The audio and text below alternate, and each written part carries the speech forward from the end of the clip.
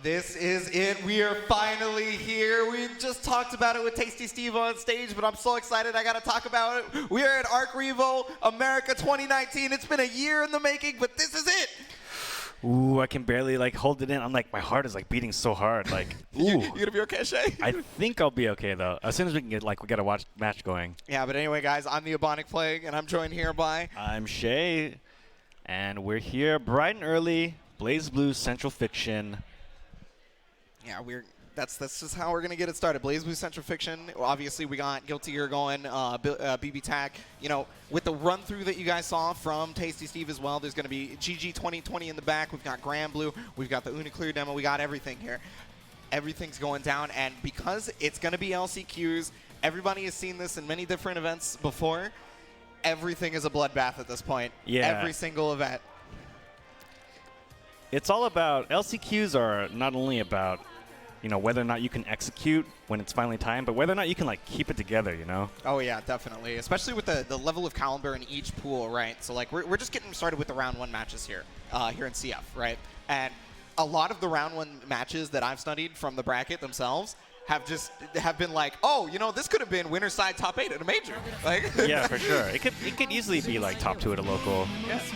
But coming into the first game here, BBCF, we're gonna have Fems versus Karoni. So Fem's on the S, Karoni on Hibiki S. Definitely one of the hotly debated characters when the game first come out, but I think it's pretty clear that she's a very strong character. Hibiki coming out as well, with he's much more straightforward type character, right? Right, he's kind of he's like a straightforward character, but he can kind of teleport. Yeah, but already a great start here from Fems, doing perfect on the first round. Yeah, it's hard to tech out of a lot of S's air combos. She can always end it with either just let you tech, and you can always end up teching into one of her jumping Bs, which is kind of hard to deal with. Yeah, the crest right there are the things that you got to watch out from this character, but also the fact that she can instant overhead you. But there it is, Karoni with the Abare. He's trying to move in. Good block so far. The DP does get baited though. No punish. No punish. It's first thing in the morning, but you gotta punish those. Jumps over, but doesn't get the punish on that either. Another big drop right there from Fems, but he's gone. Karoni back in the corner. Karoni, yeah, he was just waiting out that crest, right? He does not want to deal with the jump D. Okay, RC to keep the pressure going. Oh, he got the hit into the command throw. That only grabs you standing. Yeah, I mean, it looks kind of like an overhead, so people stand up into it all the time. Yeah, it has a similar animation, right? But that's going to allow Karoni to get out now. Active flow is for Fem, and Karoni just got hit. So they're both going to get 10% more damage to each of their hits. Also more burst meter game. Oh, speaking of burst, he got his taken, but still no punish off it, and he in fact gets the combo instead. Baits the DP, he's going to get the punish, forcing the burst out of Fem. I'm surprised he didn't use any meter there. Oh my god, they traded! Yeah, I mean, he had a full stick of butter. Could have RC'd something there, especially he landed that combo, could have RC'd to finish maybe, and then also the S player ended up bursting as well, so right there would have been a good opportunity to maybe also leverage that rest in that meter. Yeah, unfortunately he didn't get a ton out of it. He actually did end up punishing the burst, right? But it just wasn't enough that it was really super scary, especially given the health values. But there's that teleport you were talking about, right? Able to trick him at round start. The 2C had hit him at every round start, so he went for the option that beat it. Exactly. Okay, gotta watch out for that crest. And there's that instant overhead we were talking about earlier. You always gotta watch out for that from Bass. And he actually baits the DP, gets a full conversion here. He's gonna be able to get full damage as well, it looks like. Okay, trying to go for the setup. Got it with the air unblockable. You have to barrier block those. Yeah, in this game you can barrier block in the air. It lets you block a lot of otherwise air unblockable moves, but he didn't use it there, so just got caught sleeping. Also negates chip and does a little bit more pushback, right? It's a very, very strong tool, and it has its own resource unlike in Guilty Gear. So, you can kind of just use it with impunity. Yeah, it's kind of use it or lose it, really. It's got its own meter, so. Whoa! Fem's currently on match point right now, trying to move on here in the winner's bracket of the LCQ. He's doing pretty well getting forward, and he's got the hit here. Gonna be able to get Fireball Oki. There's the instant overhead again. Gonna see a lot of that. Nice Abare, though, from Karoni. Yeah, good challenge. Sometimes you just have to challenge S because if you just let her do whatever she wants, she'll just keep doing it. Yeah, so like that right there with the overhead. Okay, didn't want to move forward because he's recognized that he has 50 meter, right? So he's looking for a DP with RC. Block. But there's the Abare again. Yeah, good challenge after the block there. Oh, got the back dash with the teleport, but no full conversion off it. Overdrive comes out. This is where Hibiki does a ton of damage, but the thing is to use it immediately for EA. The throw comes out, immediate overdrive. He wants to finish it off, but no time. The DP gets RC'd, but no! He still gets hit, and that's going to do it. Fems moves on and winners. Yeah, I mean, even if you RC that DP, he probably had a chance there to do something, but yeah, it should be plus after that. Yeah, but I guess he wasn't really ready for it to not, or to be blocked even. He maybe also pressed the button too early after the RC, and maybe like, you know, because you press it too early, you still have to finish the RC animation and then to get the button out kind of deal. And yeah, I mean, it takes a little bit of awareness to make sure that, like, even if you are going to RC, you need to be ready for the timing, and maybe like he thought it like it didn't RC at the right time or something along those lines. Whatever the case may be, however, Fems is going to move on there in the winners. It obviously is a double elimination bracket, though, so we are going to be seeing Kurooni just a little bit later, possibly. But up next, we're going to keep the matches rolling regardless, because, I mean, you know, we have about 13 LCQ pools to go through, guys. Yeah, we got to grind it out. We're going through the whole day on this one. But up next, we're going to actually see Zombie Moo versus CHZ Chen. I never like pronounce it fully because I always mess it up. So I always say in my head I say Chiz Chen. Chiz Chen. Yeah. Well, I'm just gonna keep it safe. Maybe just chicken. It could be. You know. So these two players are very familiar to me. Yes, I see them all the time, well. honestly. So we'll see who goes there. Do you think who do you think Zombie will play? Zombie's gonna play Izanami. Zombie only plays Izanami. I see. It's just Zombie's just gonna Izanami it up all day. So Zombie's actually a player that plays in so many different games throughout the years. One of the big ones that a lot of people probably remember him from originally was Persona Days. Yes. Right. And so eventually then he got you know a big name in some of the other games as well. You know, Under Night and Birth being another one. That's currently I would say one of his main games along with BBCF here.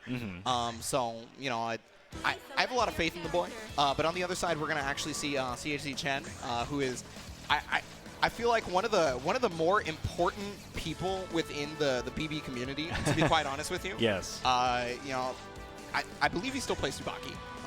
I'm not 100% sure. He could be playing one of the Tsubaki girls. Okay, there it is. Yeah, it's Tsubaki. Yeah, so Tsubaki herself this time. Yes, he's you know, a pillar of the community. He's always been in the background helping with organization. Does so much. Yeah, he does so much for the community, and it's good to see him here on the big stage. Yeah, no, it's you know, you can't always see him because, like you said, he's helping out with events, right? Yeah. So you know, seeing him actually being able to play in the tournament is really nice because I always love that, like, somebody who gets relegated to being forced to doing so much behind the scenes. They want to play too, right? Hey, you know, relegated is a harsh word because, you know, right, I think he chooses this life, right? Exactly. I would say, you know, the kind of, you know, when people who decide to do tournament organization or anything like that, I have a lot of respect for, having been in that position myself. And, you know, it takes a lot of passion to even do that to begin with. So I expect him to be no slouch in this matchup. And, you know, Tsubaki does have some decent options against Izanami. I would say that it's still probably, as most matchups are, Izanami's probably favored a bit in this matchup. But I'm pretty sure Izanami's worst matchup is 5-5. Like, I'm just going to be real with you. I mean, but hey, it's early. It's tough to execute that, right? I mean, no, you're totally not incorrect. I mean, I would hope that they would get as many warm-up games as they could before the LCQ started. But, you know, when it comes to tournament, there's no excuses, right? You have to perform as well as possible. Once you get into it, and we are going to be getting into it here, so it is going to be the characters that we expected. You know, Izanami, Tsubaki. Yeah. Tsubaki has been running amok in this version of the game. To be quite honest with you, this character's a gorilla too. She's also quite good at scrambling, which is also like a pretty essential skill in tournament play, especially against Izanami. That's why she's a gorilla, in my opinion. She's got great moves, so. Yeah, she can make a lot of things. Plus, using that drive gauge down there, so you're going to see the overdrive activated, so he can build as much of that immediately, right? Yeah. So look at that, already the full stocks. So with the 4 stocks, you know, she's a much better character. And wow. Zombies are already in danger, so he can't airblock anymore. Yeah, he used the rib cage, which depletes the barrier gauge, right? So that already ran out. Look, he's taking a lot of extra damage because he's in danger state, forcing the burst immediately. I can't believe how fast his barrier gauge just died. Got the counter hit there, though. No full conversion. There's the DP. It's invincible. Punishes back dash. It's going to be good damage as well. It's got the 50 meters, so one more opening could do it. Yeah, I mean, he's not in danger state anymore, but 50 meters is going to make a lot of time possible, and that's a problem. Let's see it. No, can't get the super off that. Yeah, he didn't have the one extra stock, right? If, so if it was the stock version of the dive, he would have been able to do anything. But there it is, the G-spell off the overhead. He's going to get a good amount of damage out of this, but the setup is important. He got the reset, another reset. Gosh. That move is so good. That is the best anti in the game. Like, yeah, straight up. Okay, here's the knockdown pressure. Yeah, it's there low. it is. He wants this round. Goes for the bananas. Yeah, that's fully invulnerable. So, you know, oh, he tried to get him with the DP out of the air, but because it only hit at the back end of it, he was able to punish on landing. Yeah, that's a tough break. I mean, sometimes it's like you might need to keep your composure, keep your burst, so you can overdrive at the start of this round as well. But. Yeah, I guess maybe he wanted to cancel it. I can't remember if he had to stop to do so, but whatever the case may be, that got him the round, and now Zombie is on it. Yeah, and you know, when you're in this position against Izanami, you only have a couple more guesses till you lose. Doesn't tech. Good choice. Oh, yeah, I mean, it definitely worked out for him. The overdrive's going to come out, though. No punish there for Zombie, but he's going to have access to both modes. Overdrive ends. Good block. Good. Ooh. Yeah, whip on the anti-air. Tsubaki can kind of do that. She can change her ammo, like where she is in the air, relative to anti-air, so she does have some options against that move. It's not what a lot of characters can say. Gonna force the counter assault from Zombie, trying to get out. He does get the counter hit because he was able to make good his way out, but block. there is the challenge after the instant block. You were talking about how he's probably pretty studied here. Yeah. That shows, I feel like. That's the kind of move you need to instant block, otherwise you can't really play the game against this character. Oh, what a great choice right there. Okay, good trade, but he didn't like press his advantage there. Counter assault. Oh, yeah, he forgot about the second hit. I'm not sure if Zombie even knew. Forcing the burst too. I guess he really wants this round, despite the fact that he was round up. Yeah, I mean, you know, Tsubaki with active flow, she's getting a lot more burst minutes, so she's definitely going to have it back, either this round or next round. Yeah, Zombie was essentially waiting his barrier gauge, but, you know... Yeah, and good runaway here. She's, you know, attacking the barrier gauge by just running away from the rib cage, but good pickup by Zombie U. Yeah, this could be pretty difficult to deal with. He's able to get the knockdown. No, he drops it, and an unfortunate drop is going to kill him for that round. And look, he's only got about 30% of his burst gauge. He could get active flow to get it back, but that burst may come back to haunt him. No overdrive at the start of the round, but I guess chooses to wait it out. Yeah, our CHC Chen is going to get the overdrive. Ooh, okay. Another big drop right there. Yeah, good break there. Like, not too bad risk reward on the dive there because you just get hit by the pits. It's not too bad. He's running out of barrier, but it's going to get depleted by the hit right there, and that means he's going to take extra damage. He cannot burst anything for a while now.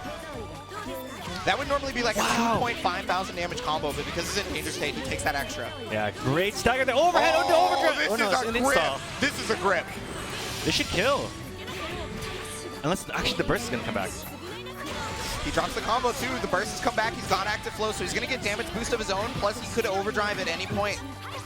You know, if I was just Jim right now, I'd try to, like, you know, buy a little time your burst and come back. Oh my god, he got the command that's going throw. to kill him. Sawardo. Yeah, it is a command throw. You got to watch out for it, and that's just going to do it. He does the second one. Just cause. Yeah, you got to make sure they die, right? You know? You know, that was a really close match, though. I think, you know, if not for that, like, drop on overhead combo in the corner, I would say, you know, I think he would have been in a much better position. Yeah, I'm not sure it would have killed because he didn't exactly have the bar, and yeah, also I thought he would have gotten more bar back. The install was about to run out, too, right around the end of that combo. So but you are correct, though. It would have put him in a much better position, right? To the point where he would have just had the knockdown and he could have ran game. Yeah, so. Especially because, yeah, losing Izanami out of the air tech, like, it's hard enough to pin her down in neutral as it is, so. Yeah, no, you're definitely right about that. Pinning this character down is nigh impossible when she has the resources, right? Because she has the rib cage, which makes her strike invulnerable. She has the ability to float in the air much higher than most characters can deal with, right? Yeah. And then she also has the little bits, which are a projectile that she can delay or she can shoot whenever she feels like. So it's just... It could just be so difficult. Sure, she can't block in the air when she's in the mode, but can you catch her to make that even happen? Yeah, I do think Tsubaki as a character, she has one of the fastest run speeds. She's, you know, the super jump into normal is also quite strong for her as well. Yeah. So that is how, like, you've seen a little bit of mileage here. But that's the rib cage. Yeah, it's the rib cage, right? So, you know, sure, she can super jump into normal. Sure, she can try and contest, but she's striking vulnerable. Yeah, right there was an opportunity off the anti-air, maybe DP there, because the ribcage did run out. So yeah, but that's like really big presence. Overdrive, nice good overdrive choice. Canceled, that was great. Tries to reset, but that's plus range. That's plus, actually plus. Yeah, you have to. I guess you can. Some characters can backdash that. But you know, in that situation, if you block it, you know, you're stuck there. Yeah. Almost got the straight hit there. There's the 2B crush trigger to get the full corner carry, but it's up another drop right there from Zombie. Dive into bananas. I like it. Catch the air dash. Yeah, he tried to get around it, but I don't know if he is 100% wary of it being very good at home. Yeah. I mean, it's really hard to get win. Wow. Doesn't get back to the ground. Ribcage is over. Yeah, that means Zombie's going to be in danger state, so he's just going to take that time to build some stock for himself. Fortunately, you know, gets caught there. The bits are back. And got Fatal. the fatal. Yeah, he had to burst that. He was in danger state with the fatal counter. That was probably death, maybe. Yeah. So fatal counters, if you hit with a certain move, kind of like crush counters in Street Fighter V, if you get hit, counter hit with certain moves, it causes a fatal counter, and it's easier. You can do like a longer, more powerful combo. Yeah. Good blocks. Oh, got the hit with the bits right there, probably catching him jumping, and that's going to get the full conversion right now. Zombie now on match point. Yeah, I wonder if he should have bursted that, but maybe just saving for overdrive at the start of this round as well. I mean, I guess if you were going for that, trying to win the match, then maybe this is a better choice, because if you do win this round, you'll probably get the overdrive back. Yeah. It's caught.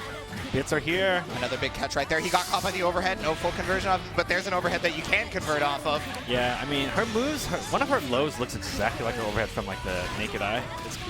Yeah, well, it's the move that goes low and then overhead right after, so, you know. Okay, trying to stagger pressure right there, trying to maybe catch a fuzzy jump out or something like that, but yeah, no dice, right? Zombie remains stoic, able to move around, but there it is, the jump in, no full conversion off it, unfortunately, but he beats the counter assault. He's got the full combo here. Tried to reset him, but no dice. Yeah, there it is. It gets another hit overhead. I mean, Spike's got a lot of overhead, so. Yep. Cross under. But good block right there from Zombie. No dice on that one, though. He could take the round. The burst is coming back for Zombie, but not in time. Right at the nick of time, he did the second jump BB just to kill. Very good. Staying alive right now. This is a good match. Yeah, it's very, very close. Oh, got the 2A just while trying to backdash. Overdrive, but we got basically baited out. Yeah, kind of, yeah. Yeah.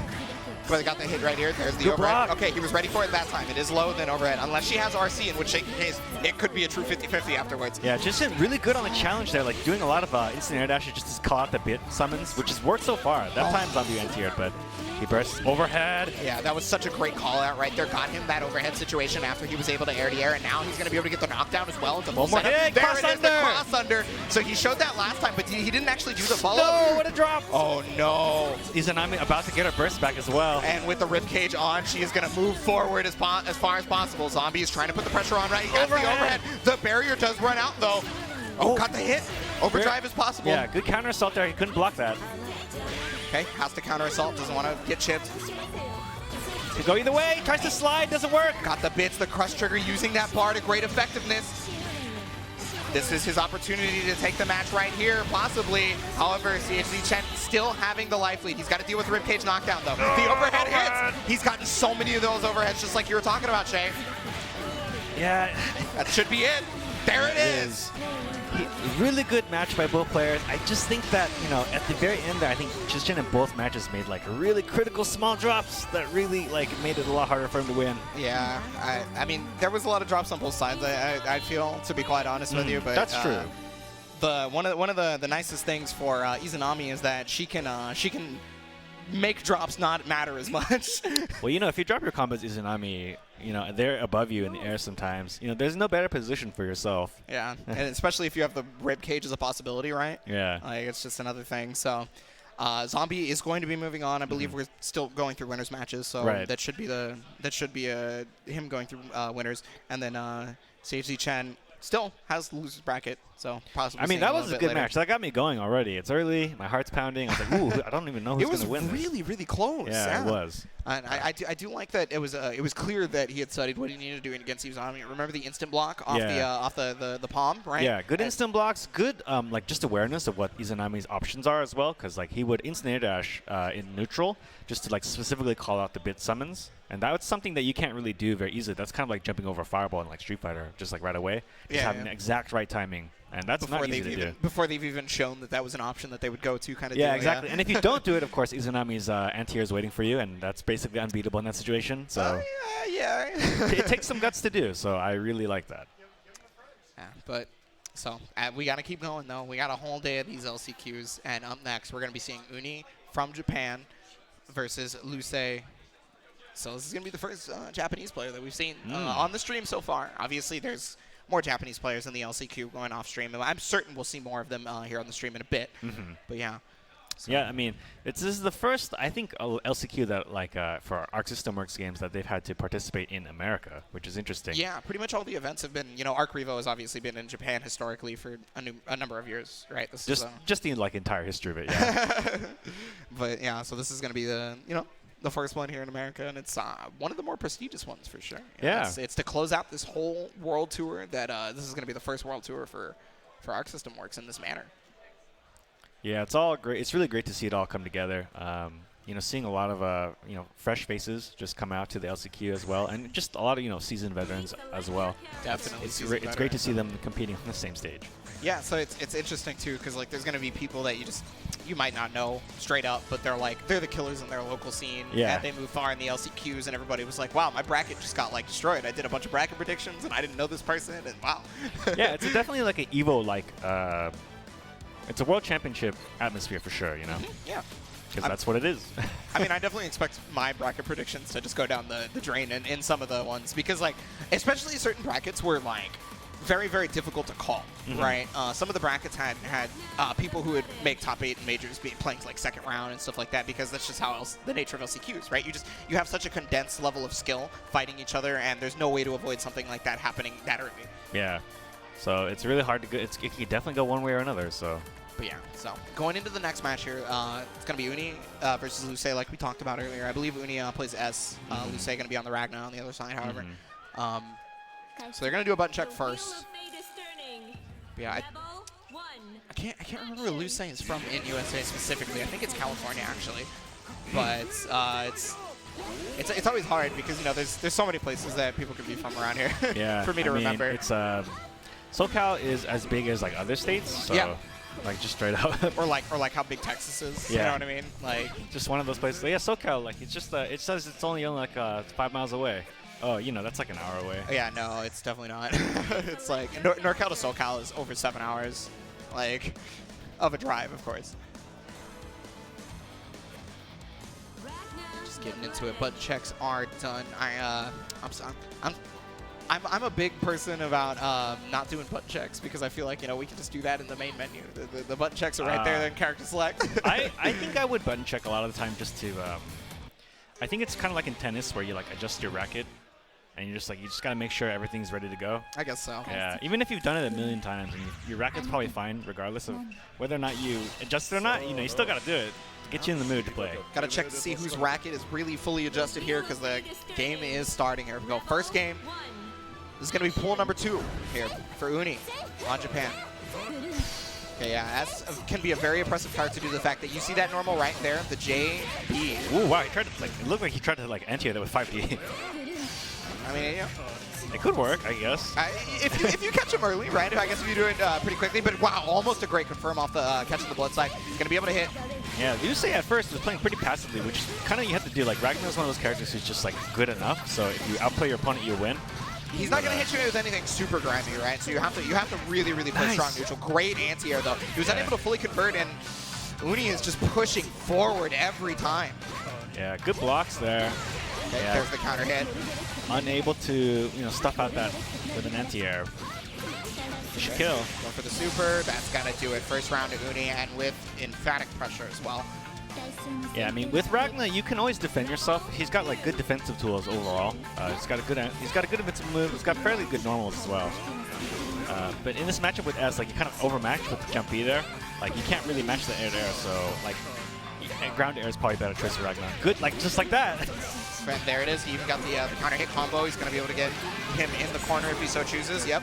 You know what? I think him doing that 5D as anti-air is probably his 6A 5D. Oh, maybe. Yeah. Oh, got the hit right there, but just a little bit too high. Got it on that one, though, with the 6A 5D. No full conversion. But he got the hit right there. He's got RC if he so chooses. No dice, though. He's going to save it. Probably wouldn't have killed, so good block on the cross-up. Respecting S right there. Got to deal with the crest, though. Gotta watch this block set. There's that overhead. Gonna get full conversion off that because of the 50 bar. Got active flow for extra damage. Yeah, and in the corner it does a lot of damage. Going for the reset there. Yeah. But another jump B, like another jump block. He's such a good position for S. I like him when he chose to burst right there because it put Uni in the corner. That's gonna give him the kill, actually. Very nice. Yeah, that burst timing was pretty good in terms of being able to get offensive pressure back, right? Because he bursts him in the corner. But the problem is now he's probably not going to get this burst back unless he somehow gets into active blow very quickly for this round. Yeah, and that's going to be tough. But he's shown some defensive grit here. So I think if he waits the matchup out, he could. Well, it's really hard to show defensive grit against an Itzel overhead, right? Yeah, it's tough. But if you block it, it's a punish. No, most definitely. Yeah. But not with the crest on deck right there like it was, because that was how he got the combo, right? So he was able to keep himself safe. Wow, nice yes. 6A. Good Great call out. What a drop. But he had shown the cross up previously, and that time he anti-aired it. Just good reaction, good adaptation there. Put it in the corner. Board. DP's it. Good choice. So he tried to use the crested overhead to be able to get a meaty setup, but the thing is, DP is invincible for long enough that it's not going to matter, right? Yeah. Gets out of the corner, though. Yeah, trying to anti-air himself. Uni is still, with the momentum there. Versus still 3 blocks off. Drop, but he tries to go for the reset right there. Good block on that, but double overhead. He's got it. Because he did the overhead, that's why he got the hurt box into the counter assault. Yeah, that jump C is like really big on hurt box. Good block.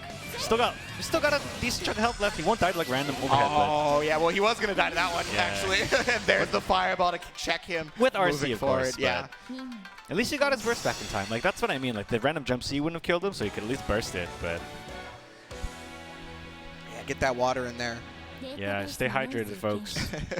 But yeah, so that's going to be the first game there to Uni. Super strong play. He was definitely very impressive, right? But what I really like was exactly what you were talking about, the defensive grit from Luce, right?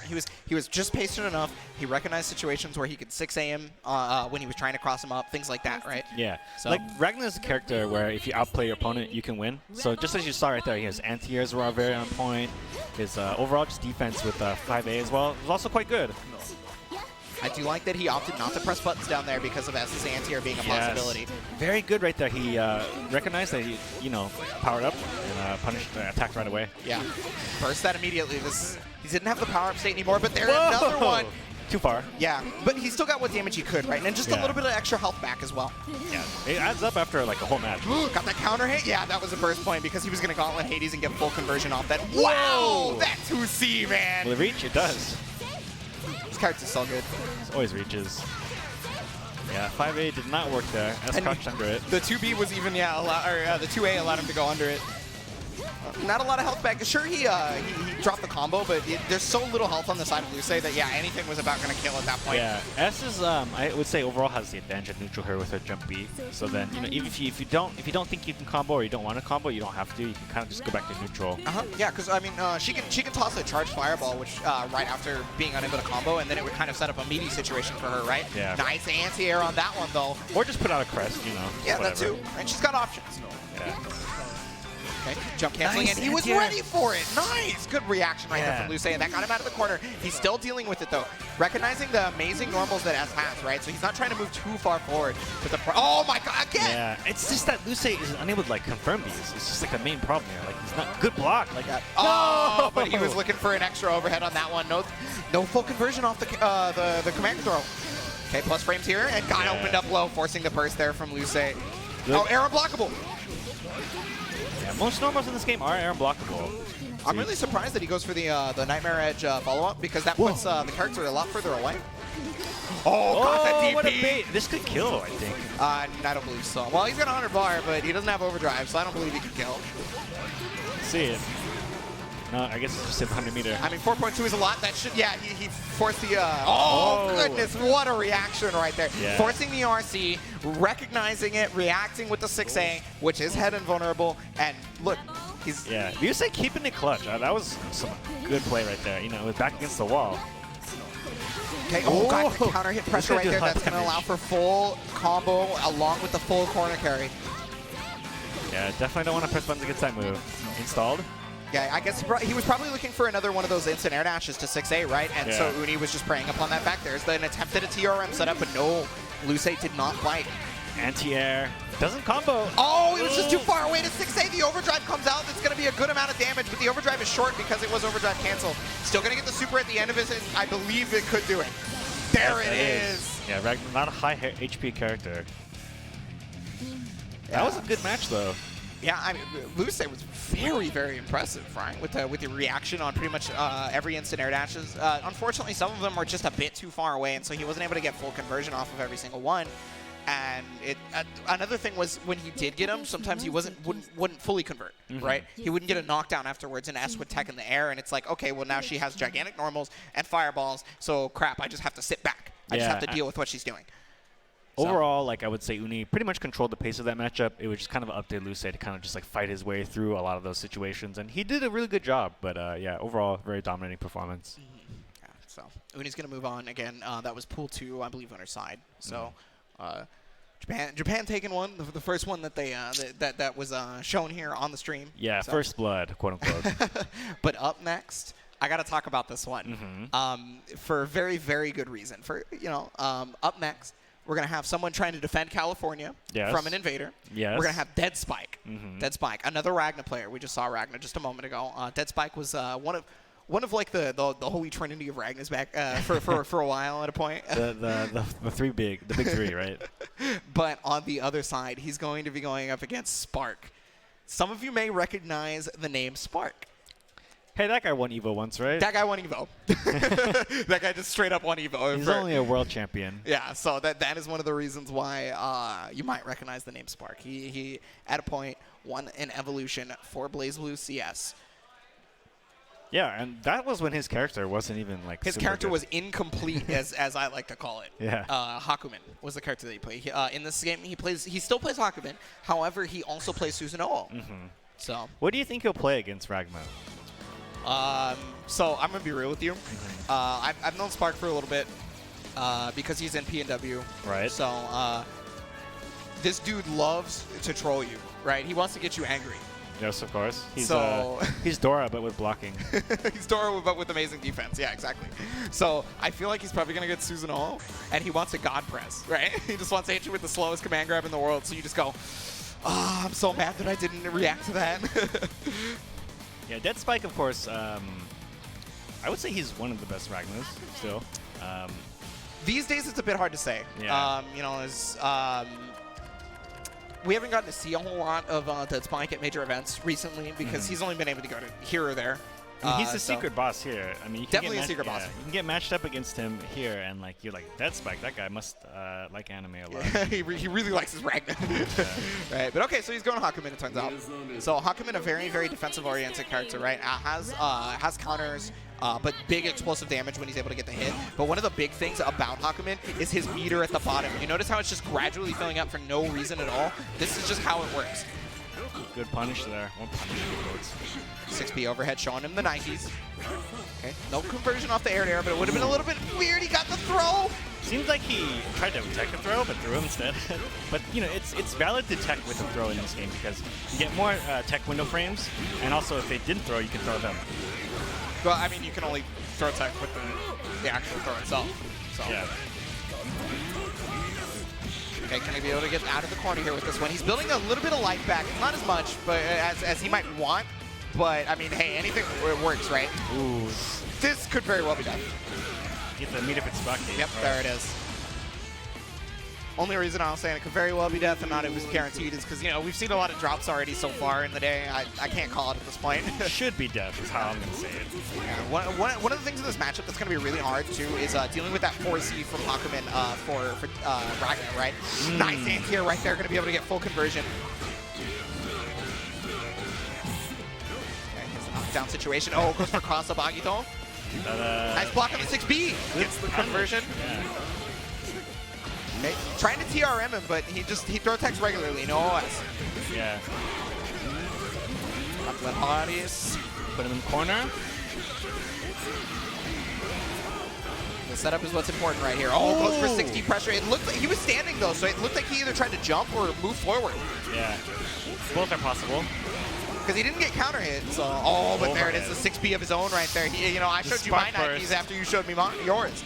Spark bursting at like a pixel health. Oh, Spark, he bursts like a score attack character. Yeah. Like he will always burst 30% at least. Ooh. There it is, jumping over the counter, able to get the full conversion right there and around for Dead Spike. One apiece right now. Close match. Both players very low on burst meter. Could go either way. Dead Spike. Again. The namesake. Yeah, right? Well, it's not a bad move to use that far away because Hakumen's not going to do a ton about it, but the problem is if he recognizes that it's happening, he can create his own projectile off. Yeah. The other thing, too, is that it's one of those moves that's like slow, but if they block it, you get more pressure. And if Spark just decides to react with by pressing buttons. Got another 6B on the overhead right now. Spark not showing that defense he's known for so far. Yeah, I mean, the first hit overhead is always hard to deal with in the corner.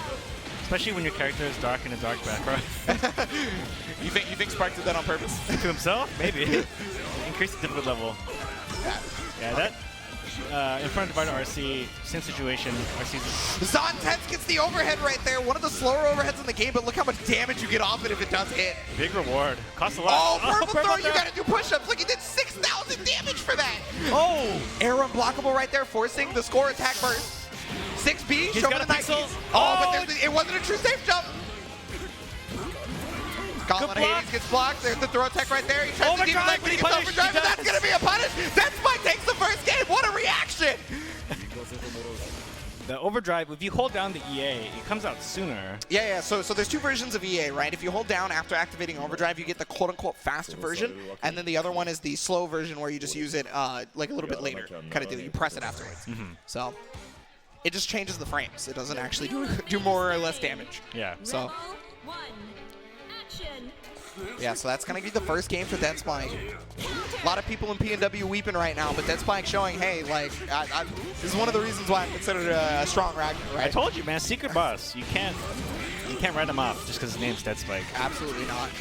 The name gives him power. Just because he's named after one of his character's moves doesn't mean he's uninspired. 6B hits air on counter, so that gives him full. That was so unlikely, but it happened. You know, sometimes you use 6B as an anti-air. Yeah. Like, Wow, got him with the TRM. That's the first TRM he's actually gotten hit by so far. Yeah, Dead Spike is relatively fearless in this matchup, actually. He's been throwing out a lot of DPs. Oh, here's the overdrive, and that has a lot of whip recovery. He's dead. Yeah, he might actually just be straight up dead. The 5C starter off of overdrive is a ton of damage, but okay, goes blue there, but no. 5.2 is really good damage, though. The anti-air with the demon arm. Full conversion from max distance. One round right there. That is considered an anti-air. It doesn't not really used like one most of the time because you outspace yourself with it because you like move forward. Yeah. Demon Leg is a dashboard, and then the follow-up Demon Arm allows you to, kind of reach for the sky, but not a lot of the time where it actually does that. Yeah. In a lot of versions of this game, it had like head invulnerability. Yeah. Good block on the 6B. That's going to allow him to get out of the corner because he gets frame advantage on that. And another TR. That's the second time. Earlier, he didn't get hit by a single one of those, but now, every time almost. Dead Spike may have changed his timing, so. Blocks the TRM is a thing that happens when you like throw tech at the wrong time. Yeah. After like you tech too early, so. Yeah, the game doesn't allow you to tech again for a certain number of frames, right? So just by altering your timing by a couple frames can make a big difference. There it is. Again, not a true safe jump. Goes for another TRM. This time Spark techs it. Oh, got the hit on the jump in right there, so it's going to be corner damage. It is a jump in starter, so it's not as strong, but I mean, hey, we'll take it, right? Fearless. Well, it's been working out for him. There's no reason for him to not be fearless at this point. Gosh. Everything's been working out for him in terms of a bar race, so there's no reason for him to not be fearless. Yeah. He's got a lot of bar to work with. He's got overdrive. He can definitely make this happen. Wow. And oh, he got the throw. That could kill, but there's that score attack burst, I'm telling you. Why didn't he just like super? Oh, Zontez gets blocked. And it's a lot of pushback, though. Not a lot of helmet. Oh, there's a double down! So that should be Spark. Oh, no. Okay, it's a draw. Yeah, in this game, when you double down and the other person has like one win. Dude, I haven't seen a double down in years. Yeah. Like, I forgot what happens. This is the Arc system works double down. The Capcom double down is the person with one game wins. Yeah. Okay, just going to get the knockdown right here. But Dead Spike currently on set point because of that double down. Agito knockdown here. No DP this time. Good blocks. He's blocked a lot of those, and usually that's Spark's claim to fame, right? Is he will 6BU all day. Yeah, he'll harass you with that move, but it doesn't. Like Dead Spike's defense is really good. Catches the landing curve on that move. Okay. Oh, he tried to counter the Dead Spike, but it was just either too early or too late, whatever the case may be. He's got the full conversion here. Blocks his own 6B right there, but he gets opened up. That's going to get full conversion there for Dead Spike, and he's going to be ahead by quite a bit. Dead Spike has been really altering the timing he's been doing with a lot of his moves like that. Really late RC caught Spike sleeping there. Okay, again, no, you have to instant block Dead Spike. Otherwise, Ragnar is plus. If you instant block Dead Spike, you could actually punish him from running in after he does Dead Spike. Oh, air unblockable. The only character, one of the few characters that air unblockable out of 5A. Anti-air! There's the burst. This is his final chance. He's got about 4 Magatama right now, which is an equivalent to 50 bar for the character, right? Yeah.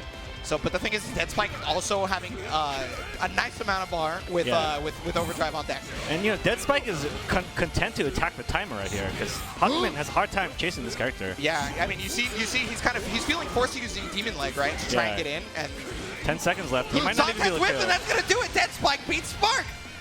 I think that was probably a jump C, but he maybe didn't get off the ground. I can't remember. I just remember the big whiff on the Zontets, and Yeah. that did it. So Dead Spike is going to take it over Spark. Moving on. Again, that was winners. So Dead Spike, we may not have seen him a ton this year at other events, but showing that he has, you know, he hasn't dropped his level of strength. Yeah, he's solid. I mean, SoCal has a lot of secret bosses because, you know, we don't all travel. And then, but yeah, you're just showing, you know, he played very solid. This used to be one of the stronger regions, actually, for BB at a time. So Yeah. it's not really much of a surprise that Dead Spike would show that off, right? Yeah, and you know, we lost a little talent to some of us moving to Japan and so on and so forth. But you know, we're still hanging in there, as you can see right there. Dead Spike always solid coming in and you know, putting in work. Like people don't expect to see that level of, you know, I guess like just overall like competency, like just Dead Spike, his timing, like timing changes, just like being really relentless on defense and offense, right? Just like that's something that you have to outplay him to beat him. So that's, you know, really impressive. You want to talk about level of competency and having to outplay your opponent. This is going to be the match right here that shows that. This is going to be Fumi from Japan versus the ARM. Fumi, well, I mean, it's hard to overstate how strong Fumi has shown up at many events, right? And the ARM on the other side, definitely one of America's best players. Even when he wasn't playing Rachel, right? When he was an ArcRevo player, he was still one of America's best players. But right now, he's going to be playing Rachel. Considered to easily be one of the better characters in the game, and one that can hang with some of the characters that people find to be just incredibly impressive, right? Yeah, I think Rachel is one of the best characters. She has a lot of tools that, you know, that you just win if you're like it's your turn. So she also has, like mix-up that's pretty, I would say, unreactable. it's one of the best ones, yeah. And Fumi, you know, he's no slouch. Top 3 at EVA, I believe. It was he had to beat Monster, right? Just to make top 3. I believe which so. Which is already a feat in and of itself, because Monster at the time was considered to be the number 2 best player in the world at the game. Yeah. So, but yeah, so at Evolution, when BBCF was on the main stage, Fumi was able to take it over so many players, making top 8 and then eventually making it was either top 4 or top 3, one of the two. At the time, was one of the few like 9 players in the bracket. Which was actually big, because we expected it to be just riddled with 9s and Izunamis, right? And I mean, sure, there was at least 2 9s because Monster was there and because Fumi was there, but we expected quite a bit more at the time. I think 9 is, you know, for what it's worth, is difficult to play in tournament because you lose if you get hit sometimes in some matchups. Like it's really hard to keep that level of defensive composure, and through a whole tournament, you know, that can be tough. Is this button check, or are we just going in? I'm not sure. I guess we'll find out in a second. But overall, because he could be playing Lychee. Yeah, I think he switched characters in this version. But I don't know to what, you know, for this tournament specifically. Well, Lychee holds a lot of stock in pretty much everybody's like hearts, right? Everybody knows that this character is really, really good. And Japan specifically, they have a saying about this character. Her jump D, the one where she tosses the staff, they call that jump win. You just win. Well, you know, it's automatic neutral pretty much, right? Yeah. But here it is, Lychee having some of the stronger knockdown. Look at how impressive it is. Get the crush trigger right there. Maybe caught him jumping because he didn't get guard broken off that. Yeah. Just like a slow move that looks kind of like an overhead, but... Turns out you got a barrier block it. But there is the real overhead, forcing the burst out of the ARM. Now, wow. 4 wins. Oh, but no conversion off it. That's going to allow ARM to move forward, but the Shubami Gaishi as the DP to get out. Possible perfect coming out. Gets out of the corner, but, you know, just wall to wall. Yeah, it can be really hard to chase Rachel down, right? It can be. I mean, Lychee is some of the best tools for that. Tried to go for the instant overhead reset, but it was just a bit too far away right there. That's going to allow Fumi to move forward and get back in there, forcing the corner. But there it is, the anti-air. Good pickup, like, you know, puts it back in the corner, resets him with another anti-air. Hey, we'll take those, right? It's a good choice. If this game had stun bar, he would be in trouble. Hey, that's the optimal thing to do, is to get another combo. Oh, and he's going to use the Super Tempest Dahlia to get that bar back, right? He needs to get his special win meter back. Okay, got the pinwheels on him. Good block, but got caught by the follow-up right there, possibly trying to jump out or something. I don't know. Yeah, I mean, well, normally when you block it, you expect that it's your turn, but Lychee can do like a second unsafe thing, and that's what paid off right there. Okay. Catch him with the far-reaching normals, but unless it's counter hit, he's not really going to get any damage off that, right? But he does get damage off the overhead up close for sure. Especially with the stick. Yeah, Lychee is known to just get corner carry from anywhere on the screen, regardless of how she hits you. Yeah, but ARM bursting there is a bit of a tough spot here, but ARM no scare. Oh, might have dropped that thanks to the wind, unfortunately. I'm not too sure, but whatever the case may be, he's still got the corner on Fumi, and he's got the hit. No, another drop. You know, I think maybe he thought Fumi was going to block the George. Oh, you know, maybe you're right, yeah. In the corner, no wind meter, but got plenty of regular meter. Got the TK lightning call. Resets him with an anti-air overhead. Yeah, well, it is air blockable if I remember correctly. Yeah. So. Wind backdash, one of the best defensive tools in this game. Absolutely right, because you retain the invincibility. Broken. Yeah. We get full knockdown here, full corner carry as well. The burst is available for Fumi, but I think at this point he's either saving it for Green's gonna hit. Green, but he gets the full conversion off this as well. He could overdrive to finish this off, or he might not even need it. Damn. Yeah. That's tough right there. I think, you know, ARM had a lot of meter there. Maybe could have used some of it to set up. Yeah.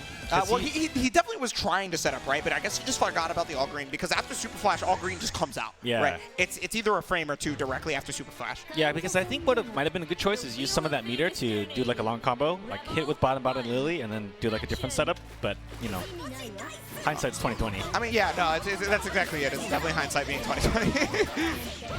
This time, ARM with the first hit, looking to get some momentum here. Force the block on the George.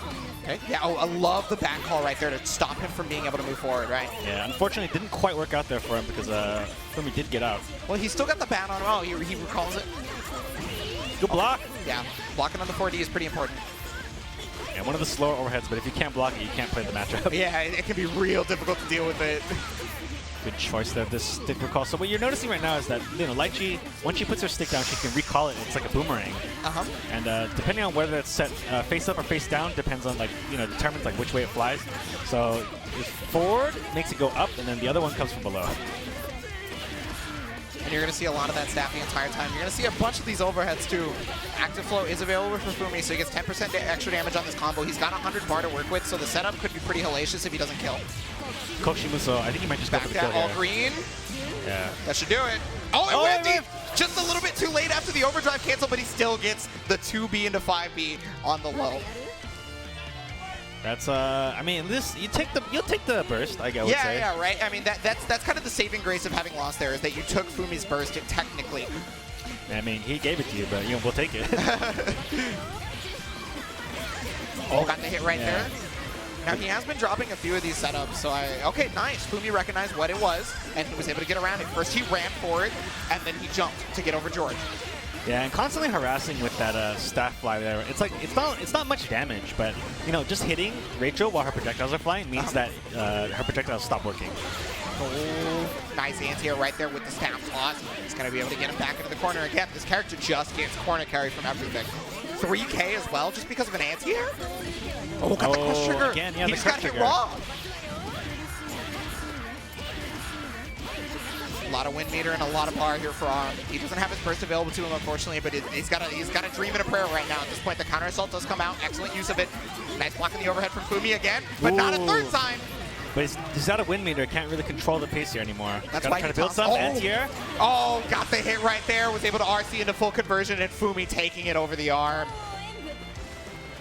You know, where Fumi was so successful and so consistent on his conversion and on combos, that's where the arm kind of was lacking, right? Is he dropped a lot of situations and a lot of inputs. There were several times where he would go for wind overhead, right? And unfortunately, he wouldn't go downwind. He would go like mad far forward and just kind of miss, which was not his intention, of course. Yeah. He was trying to just do the instant overhead, and that put him in a lot of bad situations in comparison to what he would have got.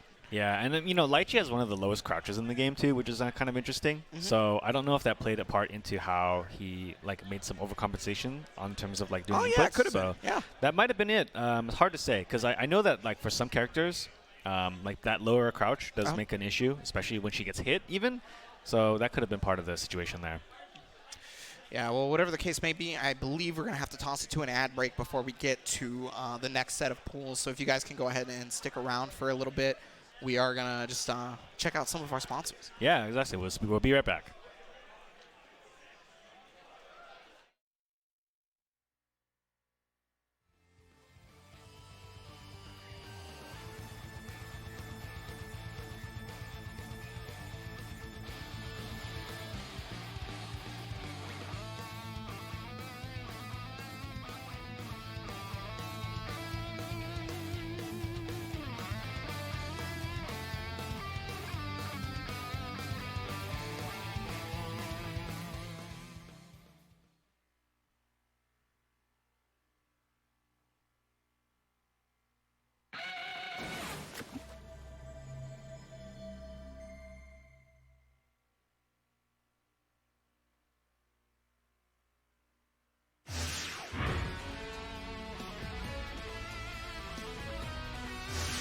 夜は深みを増し、真なる姿をさらけ出す。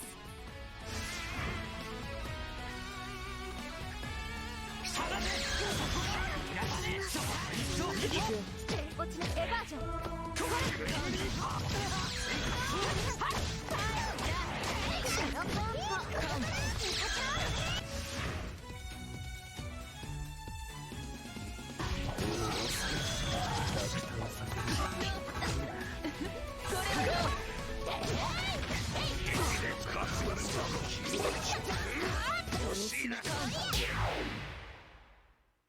リッターシルトの名にかけて敗北は許されないのでね。無駄な争いは避けたいのだが、降りかかる火の粉は払わせてもらう。で氷をこ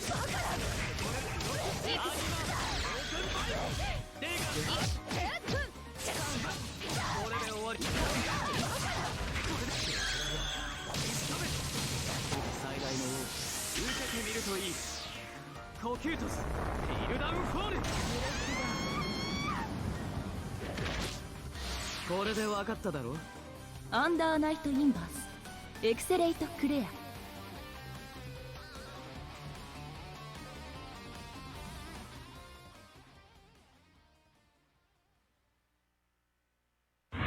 うつろの夜の物語は綴られてゆく。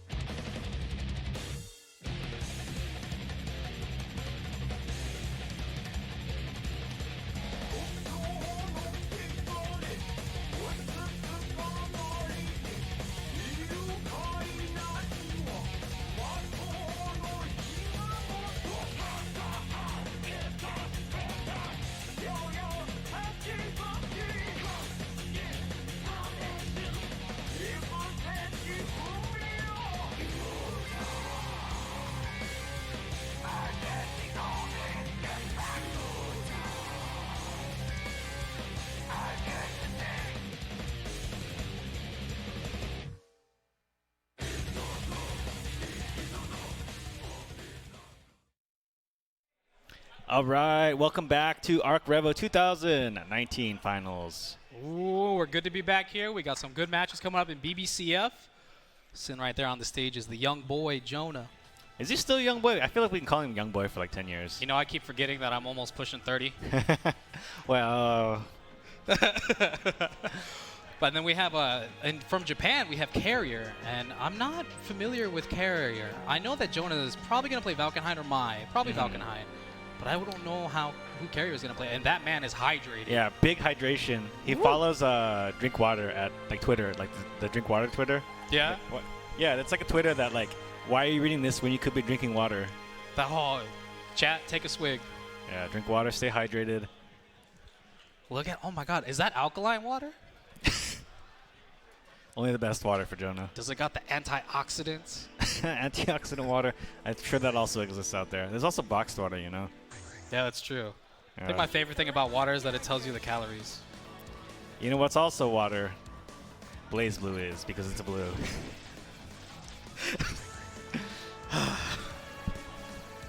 But out here, look at this crowd too. It's good to see a lot of people coming out and playing BlazBlue this early in the morning. Yeah, you know, I felt like the competition level is already extremely high for as early as in the bracket that we are. I think like 4 matches in, we're seeing, I would say, like top level. Like in America, you'd already be like top 8 tournament-wise. Oh yeah. So, you know, you've already seen the ARM play. You're seeing Jonah play right now. So, and, you know, this match has been really close. Like Zombie U versus Chizchen was like, you know, I think like 1 or 2 drops in either direction could have like changed that match. Oh yeah, and then you're also seeing like the Japanese players coming up too, Fumi, Uni, coming out and really showing the strength of the Japanese arcade scene. Yeah, you know, if you like a game in Japan, you can keep playing it. Is the thing. You don't have to quit.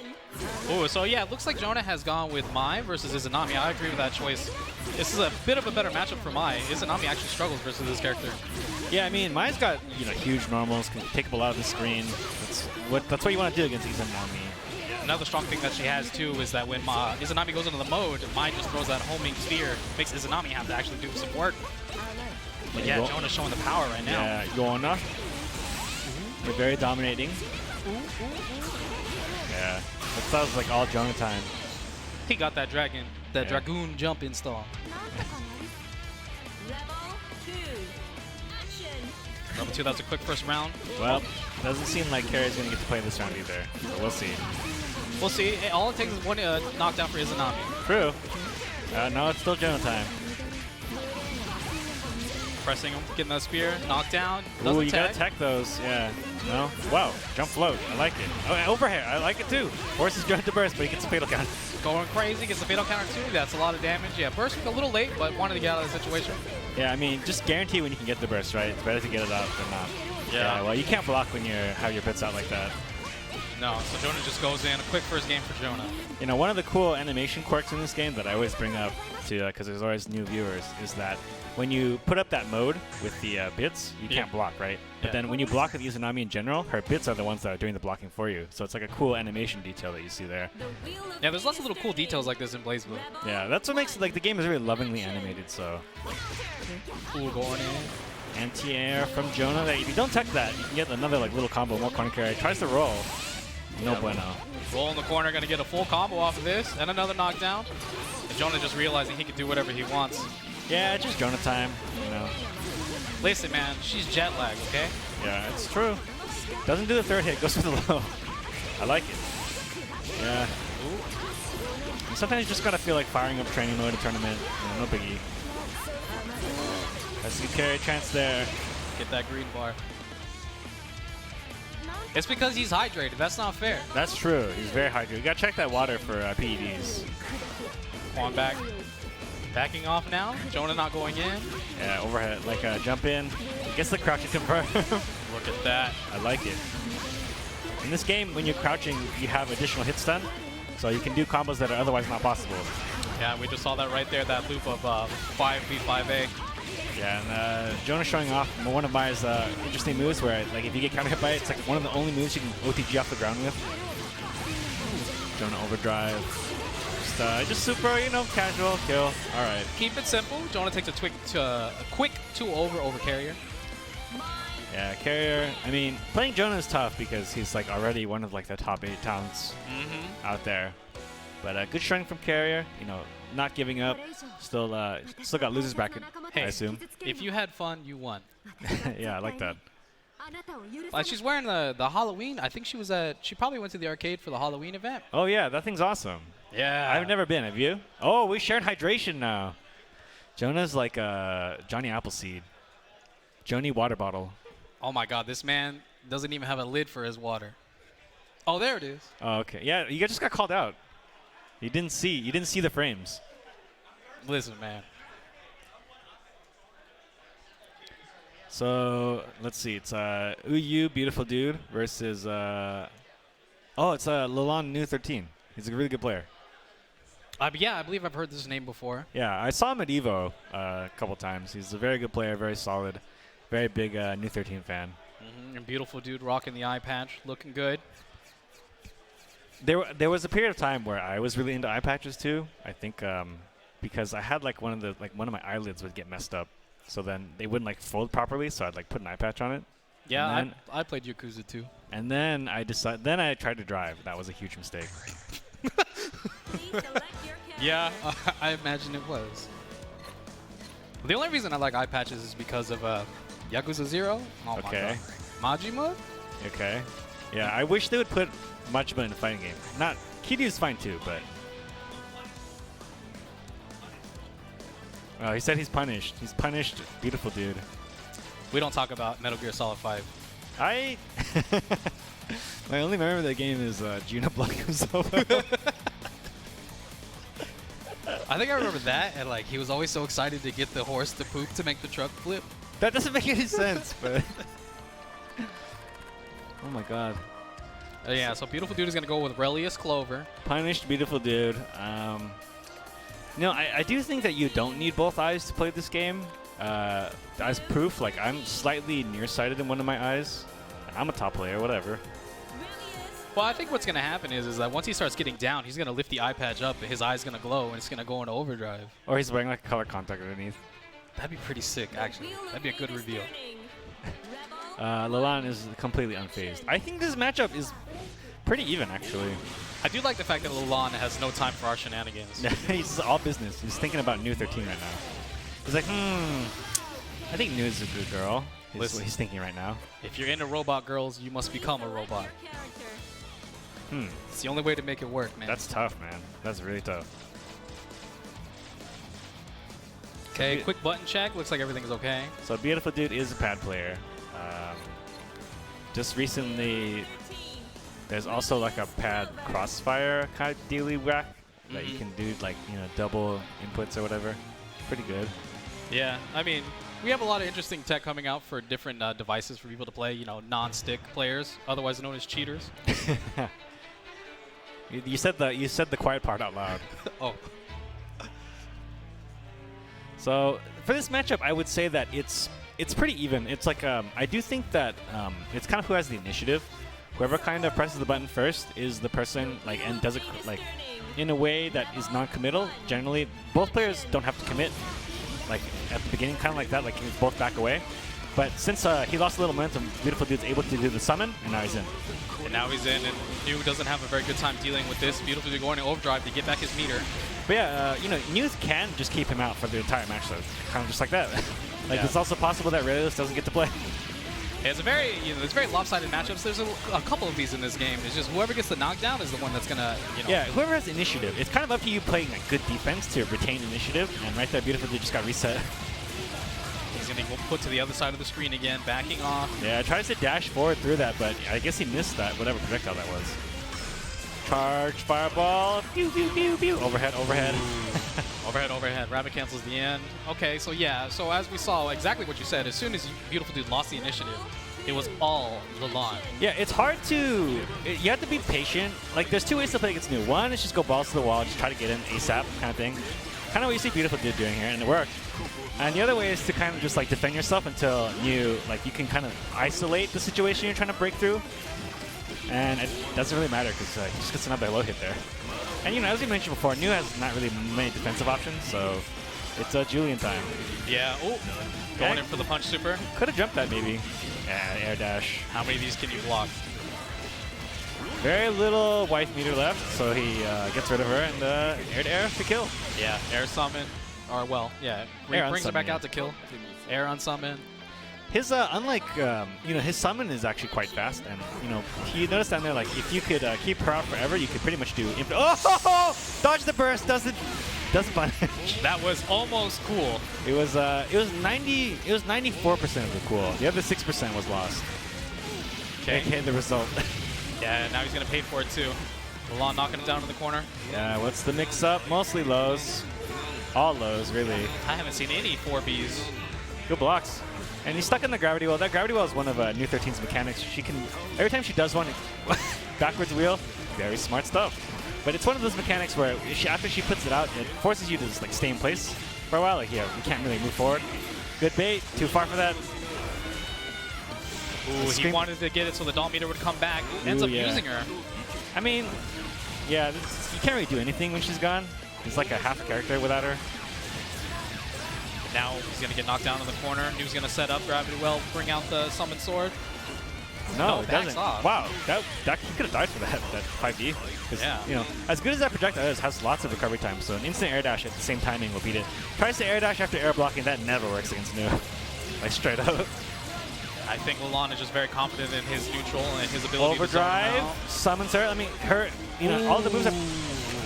yeah, could have buried that maybe, but it's tough because, he's, like I mentioned before, he's stuck in the gravity well. Can't really move forward. Really throws off your momentum. And even like your jumps get kind of slowed as well. Yeah, so. everything gets a little bit slowed down, and he definitely looks like he may have missed the dash input because he overdrived and then just kind of stood there. Yeah, and like, when you overdrive, your wife moves are much better. Oh, he's unpunished now. He's got both eyes.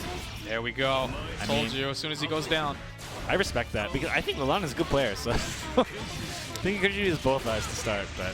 Yeah, there's not too many news in America too, so Beautiful Dude may not have much new experience. Yeah, and she's not considered a strong character because her damage is really low, so like the risk reward is kind of difficult. I remember Yoshiki plays both Nu and Lambda because depending on the matchup, you kind of need the other character's duels. Yeah. Catches it. Okay. Not as much damage, but gets the setup again with the pressure. Yeah, counter assault hasn't baited any of those yet. But that's a move you can do while blocking, and since it's invincible, you can punish a lot of moves with it. Backs him off back into the gravity well, jumps out, but Milan able to just get away. Yeah, the jump D kind of let him floating there too long, and he got punished for that. Okay, he's kind of in. No, Milan air dashes through that. That's very good. That's what you got to do sometimes to avoid the wipe. Yeah, get over her. He was definitely, if he had whiffed, he wasn't hit. Punish him, he was going to be a backwards wheel for sure. Backwards wheel. Loves backwards Yeah. wheel. Teleports forward. Super. He's got a pixel health. He got full meter too. Counters on the corner. He's got a chance here. Anti-air counter hit. Just like after this, one more mix-up to kill. So he's got no counter assault. Can he block this? He does not. Ooh, I was very surprised that he didn't do the punch super Julian. Ah! Okay, There now it he doesn't is. punch super just in case. It's the insurance. Oh, he blocked it. Can he block this? He does. His Ignis is dead. He's got. Oh, jump deed. Ah, that's rough. That's a really tough beat. Honestly, in that situation, besides dropping the combo, Julian did everything he could possibly do to try and win, but that defense just was too much. I mean, he did the exact same mix-up as the first time, I think, so maybe he was ready for it. I don't think he did an air dash low yet, so that's probably why. Maybe. Nice. Yeah, just keeping her in place. Even though you're not next to her, you can do a lot of pressure there. Ignis is down, though. It's Lalan. I mean, even if Ignis is down, his defense isn't any worse, so... His defense is still the same, but I'm definitely seeing Julian get a little bit frustrated. His use of doll meter is getting a little bit looser. His doll's died a lot more than it has in the first game. I mean, it's a little tough to keep her up online against Nu, because you don't get many situations where you can like just turn her off for free. Because in another matchup, you just press D, it's gone. She's like out. But in this matchup, pressing D means you can get like zapped by swords. Oh, he double jumped. If he didn't double jump there. Okay, gets the catch, and Ignis picks it up for him. Now that's a loving wife. Yeah, man. Okay, She can counter cook Mexican assault. food too. Can mix him up here. Yeah, I thought he'd reset there. Oh, yeah, there was nothing really he could do. Burst, gonna go into super. Oh, no. Just Yeah, that was quite smart because in that situation, because Nu, as we mentioned, doesn't do a lot of damage, but those like standing resets are some of her best tools. Lalan gonna take it too. He's gonna move forward, beating Beautiful Dude. Applause from the crowd. Good match for both players. I felt like Beautiful Dude was always in it. Yeah. I mean, it's just Oh, so cute, robot voice. Yeah, I mean, just in that situation, he was just having trouble. That just looks like a very hard matchup for Aurelius to try and get in. Yeah, once you get the momentum, you keep the momentum. Yeah. Obviously, Nuke can get absolutely mauled, but Yeah, Lalon- I think whenever he got him in the corner, he pretty much got whatever he wanted. But Lalon made some like clutch like defensive stops there. So And Lalon played a very more of a zoning-based game because there was knockdowns where I was like, how you used to like playing Yoshiki and other new players. I was like, okay, so he's going to set up this and he's going to do some Ogi, and he would just back away. He's like, no, not even. yeah, I mean, by staying away, he kind of like let Julian's defense like not be part of the matchup, I think. And I think he is afraid like that Julian would be able to basically play well enough on defense to get in. Like you did see a couple situations where he was in the corner. There's a situation where Julian like jumped out of the corner, and instead of just like going straight for jump C, he double jumped, right? That was a situation where if he had just single jumped into a jump normal, that would have been like a full punish and maybe even the round. But most people like they just try to double jump out of pressure, and but you gotta have that kind of mindset, like aggressive mindset while you're defending against News sometimes. Yeah, you don't want to let her get away, reset to neutral, But that was good. Next, we're going to have Tochigin from Japan versus Acid Ace from USA, from California, actually. California Yes. native. Acid Ace is a world champion Gundam player, and Tochigin is probably one of my favorite Japanese players. He's very happy. He's just always got a smile on his face. He's a very beautiful man. I mean, I would smile too. He smiles just as big as Azriel does. Really suits him, I think. He used to be a Valkenheim player. And in some versions of this game where Azrael is really booty, he'll probably play Valkenheim again. But But he's good this game, so it's all good. yeah, is he? I think he's just like okay. He can fight. Yeah, I'm pretty like I'm an old enough like BB veteran to where I can complain about a BB character in commentary and it's okay. Yeah, I agree. It's good. All right, yeah, button checks. Acid Ace has played Hazama for like 10 to 15 years, and this game has only been out for like 9 years. Yeah, he's been playing Hazama since, what, CS1? Yeah, and I think he's like I think the mechanics and like the logic of his Hazama play is really there, but he always makes me really mad when he drops all of his combos. Yeah. It reminds me of another like Hazama player from SoCal that's like sitting next to me right now. No comment. I play Naruto, good sir. Yeah, that's one of the things that you need to learn. I mean, people say like, you shouldn't just focus on combos, but you should at some point make sure you get them down. Hazama's a character where he plays a lot of neutral is the thing. So, but then like when you finally hit the combo, it's like so like far into like what you've been doing that like you kind of forget. And like they're pretty like clutch and difficult combos at times. Oh yeah, they can be. Good block. Ooh, Nice anti-air. That was really smart. Yeah, it's pretty clear Tochigin knows this matchup. Oh yeah, he plays Asa, I'm sure. Asa Hazama in Japan. Yeah, because that knowledge right there to use that normal against Hazama, that's clearly to beat what Hazama could do. Ooh. Do you see Tochigin just walking forward slowly? Yeah. That is so intimidating. Wow, that was kind of smart from Acid Ace there. Instead of doing the anti-air, do the backdash into overhead. Not even gonna let him get started. Burst him into the corner immediately, cross up. Yeah, he did. This Azrael's not like a character with a lot of movement, so it's kind of actually hard for him to catch Hazama. But Tochigin pretty much didn't let Hazama play. He's definitely getting in that butt. Thing Hazama is- cannot get away. Thing is, he's matching Acid Ace's timing. As soon as he Acid Ace starts to up back, Hazama Tochigin's already there to meet him with the right normal. So he needs to vary the timing of when he's gonna try to jump. Yeah, he's playing a very, very aggressive game, backing off. Yeah, Jamejin. Air hit though. Yeah, very lucky. A lot of damage. Knockdown again. Hazama does not do a lot of damage from projectiles in this version, but it's not terrible. For projectile, it's not bad. In general, projectiles have kind of taken a big hit damage-wise in terms of how much damage you get off of them. Ooh, double buster. Yeah, just plus frames into plus frames. Just keep doing it. Overhead. Going in. Overhead. Tochigin playing with his food. Yeah, Tochigin is a very strong Azrael player. He's been playing this game for a while. Yeah, it's top 8 at Evo. In a very Yeah. stacked bracket. Valiant. Low. Overdrive through it. Does it work? Kind of did.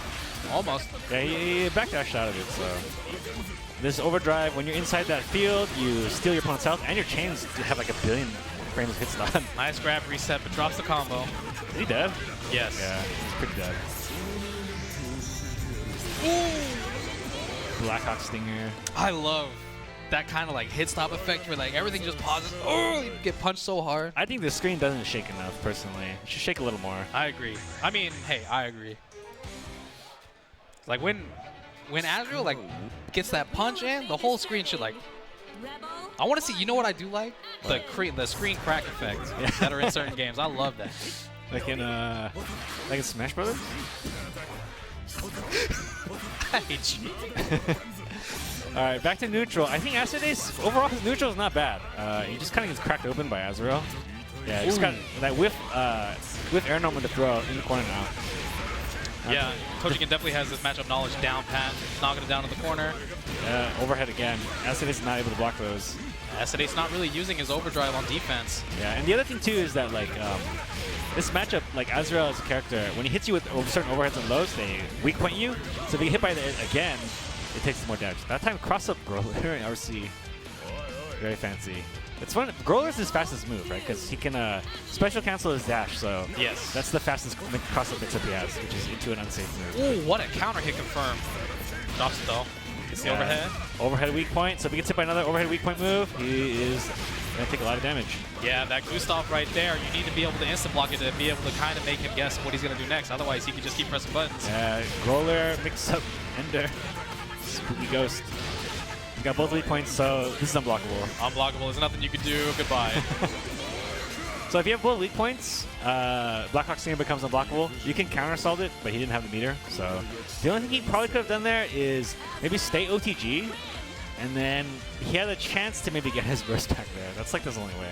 Oh yeah, but you definitely know. I mean, Tojigan wears glasses, so as soon as he blocked that 5C, yeah, Justice Keikaku. Justice Keikaku. I mean, there's not. Hey, you know, if Acida's, maybe if he instant blocked the 5C, he might have gotten the meter. Maybe. Yeah, I kind of forgot already. Yeah, Acida's wasn't really instant blocking in that matchup. And in that matchup, if you don't instant block, Azrael can just swing the monkey arms. That's the thing, though. That like Azrael doesn't have a lot of normals, and a lot of them like are really weak to pushback because he can't run. He can only do his like command dash, right, or his dash, which is kind of like a set distance. And 6C to try to get back in. Yeah. So he doesn't have a lot of like. So you can defend against it, but a lot of them are really plus. So you have to instant block them. But then if you have to instant block them, then you're like too wary of those moves, and he's able to start mixing you up more. So it's kind of about mindset in terms of defending yourself. Yeah, and you just want to be able to stay away. He should have maybe played a bit more of a runaway game versus Azrael. So this is a surprise, which is Pool 9. And it looks like we're looking at Fumi versus the ARM. And I think Fumi won. The ARM lost. So is this losers? This must be losers. Yeah, Fumi lost. Fumi beat ARM. And then I don't know who beat Fumi. But yeah, Fumi been playing Lychee, switching from 9. He was a 9 player in CF1. Yeah, and Fumi played Lychee today. So yeah, he could play both. Depends on the matchup. So I guess it's going to be losers, whoever's out. I mean, I can't believe Fumi is in losers so quickly. The thing is, I think they already played is the thing. They played each other earlier. Yeah. And Fumi won pretty dominatingly. But ARM was kind of like missing a lot of his inputs. So ARM is, I've noticed, like at EVO especially, I remember I watched him for his BB tag pool. He lost his first set to Iwashi, making like some pretty critical drops. And then I saw him again in the losers finals, meaning he beat Iwashi. Oh, yeah. Yeah, so, you know, I could see him win here. It is definitely possible. Rachel can do it. Get the knockdown, get the pressure up, get the instant overheads. Yeah, ARM no scare. The only thing, though, is that the thing that he might have learned from this matchup is overall, like, Fumi's staff throw timing, which is really important because, for the most part, like, that staff throw really terrorizes Rachel because that projectile is so fast. And regardless of what you do as Rachel, if you block or you get hit when your projectile is out, like, you can lose the projectile's effectiveness a lot of the time. So, you know, just that pestering projectile can put in a lot of work against Rachel. But, you know, Rachel can get the movement just fine, obviously. Yeah, she does have the wind movement to kind of get up and over and try to stay out of Lychee's range. But, yeah, staff definitely makes it so she has to be very careful about moving around. So we got a rematch already. We've seen this. Yeah, so right there you saw ARM started with a dash block instead, just to see if Fumi would do, like, jump into jump D or something, but he did not. No anti-air there, and early burst from the ARM. Yeah, right there. Try to put out George, but, you know, staff throw is going to beat that pretty much on reaction. Yeah, and Fumi's not letting him breathe at all. Just wanting him to get set up. Bats are out. They're stuck on. So once the bats get stuck on, well, you can use the You can use the lightning move to attack her at any time, but whip. Yeah. Breaking in. Yeah. Really Breaking good keep away here, though. I like it. Ooh. Trade? Oh, okay. Looked like Fumi missed an input there. Arm unable to capitalize. No! Too far away. He didn't have wind, so. Backs off. Yeah, that George set has not really been working out for Arm. I think Fumi's been really on point with it. Yeah, he's not gonna let him get away with that for free. Overhead RC, staff recall combo to make sure you get the staff by the end. Knock this man down. Good counter assault. Traded. Ooh! Oh. That overhead. That was pretty brutal. No, yeah. Run half screen overhead. Knowing that the staff is coming back is like you kind of just have to read your opponent's level of awareness. I gotta block the staff, so you just like run up and do overhead. Okay, good staff set. Yeah. Miss input, I believe. Ooh, yeah, that's very good. That move is an auto guard, so you can block a lot of stuff with it and punish. Not for a lot of damage. In old versions of this game, you do like 5,000, but. But he's gonna get a knockdown. Yeah. Arm got him in the corner. Ooh, George just, just went to work, I guess. Drops his combo though. Air throw. Now he's in the corner. This is tough. Burst from the Arm. Arm has been bursting pretty early, and I think I can see why. He really wants to try to keep the momentum. Oh yeah. Combo from Fumi, stack recall combo. Oh my god. Cross hug. That's cheap. Good stuff. And I think Arm's got one more hit in him. Maybe not. Pokshi Muso will kill? Or maybe all green? Look at that optimization on the overdrive. Yeah, I feel like any of the supers have killed, actually. Because all of them do a ton of damage. Yeah, especially using that overdrive too. I mean, that was just really optimized. And that's another thing that Fumi is really good at, is just doing optimal combos, making sure that they can kill. A lot of the Japanese players are really strong at that. Yeah. Knowing exactly what to do when they get a hit. I mean, whenever you're presented with an opportunity, aka you hit your opponent, you should take full advantage of it. And that's the purpose of combos, really. So shout out to Fumi for his, proving fundamentals. It's good. So this is going to be Arm's tournament life right here. Knockdown already, staff set on top of him. Yeah, it's a tough situation here. Wins out of the corner. But, even though you get out of the corner, you lose some of your wind, so. Yeah, he's already down. No win already. Tsubame Gaishi, it's invincible, cross up, stick. Who knows what hit on which side? Yeah. So the thing is that it looks like, oh, I see that. I just need to block cross up, but the staff on top of you is just a legit 50-50. Yeah. A lot of times, people are crouching during that, so it's easier to confirm. Ooh, knockdown in the corner. Overhead. Overhead. That was pretty meaty, too. That staff right there on top of him. Yeah, he might be dead to Kokushu Muso here. No. Oh, yeah. Ooh, got a pixel. I thought he would not go for it because it wasn't going to kill, but. I mean, in this kind of situation, though. Yeah. I mean, yeah, one staff hit will kill, so. Well, it didn't hit. Wow. Yeah, lucky there. Good. Okay, Arm can still do this. Just gotta not get chipped out or get hit again. Overhead, this is how you do it. Go knocked down. He's going to get his overdrive back, too. Yeah. Ah! No, don't jump combos. That's tough. That is a tough cookie. Yeah, that's the kind of situation where you definitely have a chance to win if you can execute. Drops the combo. Knocked down. Playing the neutral right now. Wins himself into the corner, but manages to keep him out with a projectile. Yeah, anti-air. I mean, Rachel's jump-ins aren't that strong, and that's why that kind of anti-air works. Overdrive. Just like blows him away into the corner. Smacked him in the face.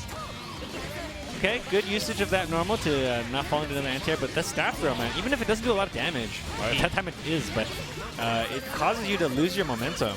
It's very frustrating to deal with. 6D RC. Combo knockdown again. He's going to mix up B. If he gets a hit, he's definitely going to go into overdrive and do as much damage as possible. It's probably death if he gets another hit here. Backs off. Gets out. Once again. Tsubame Gaishi. It's invincible. Ooh, tries to bait the counter assault. I see you. You can do it, Arm. I believe. Counter assault this time. The bats are out. No hit, though. I haven't been able to talk about the bats because they haven't hit it. Yeah. He's been so good at keeping them out as a factor out of this matchup. Yeah. That's what you have to do, though. Oh, okay.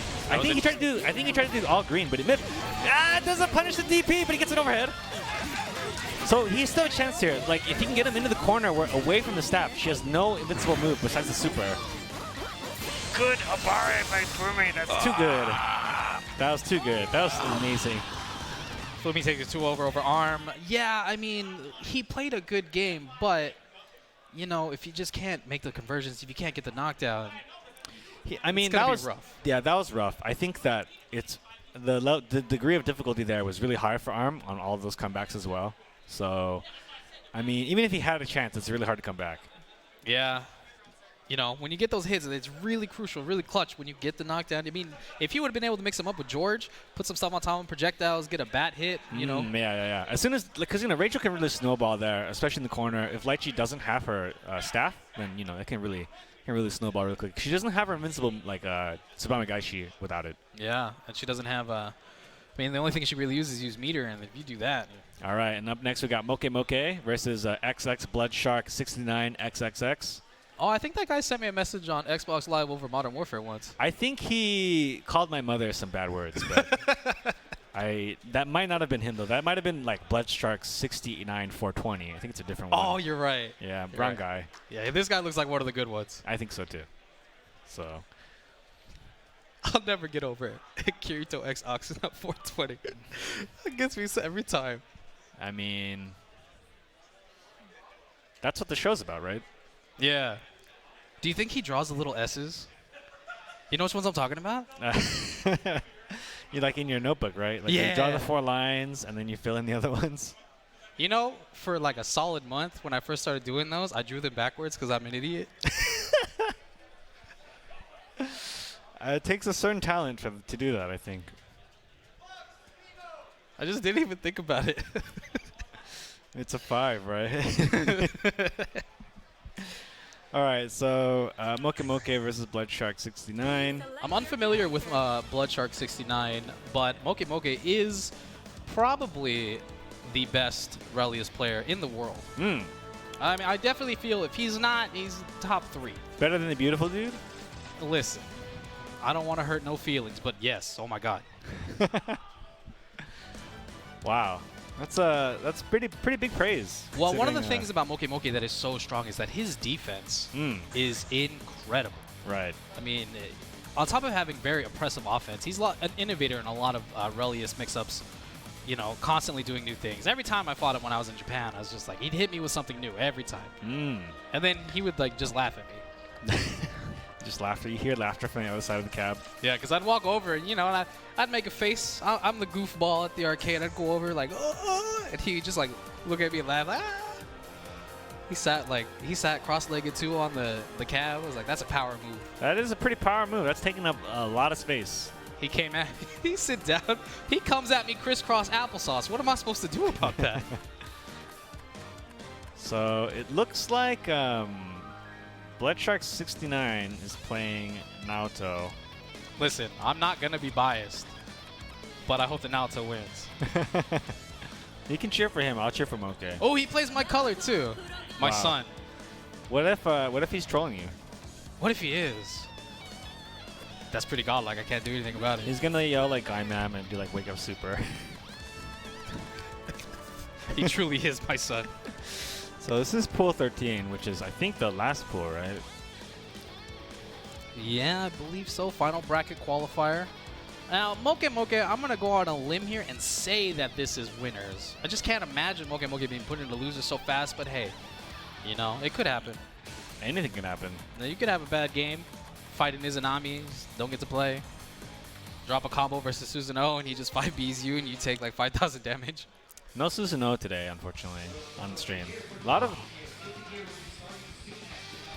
relative to the cast, I think there's a pretty good variety, but we've had the most common character was Aurelius and Ragna, Which is wild. which is pretty interesting because they're not popular characters. Yeah, I would expect Susanoo because that guy hits like a truck. As soon as we see Fuku, though, oh my god. Yeah, I mean, Susanoo is that dude. He's that dude. He definitely hits leg day. Leg day. I mean, he does the squats too because he's got that powerful behind. That 5B. It doesn't skip leg day, that's for sure.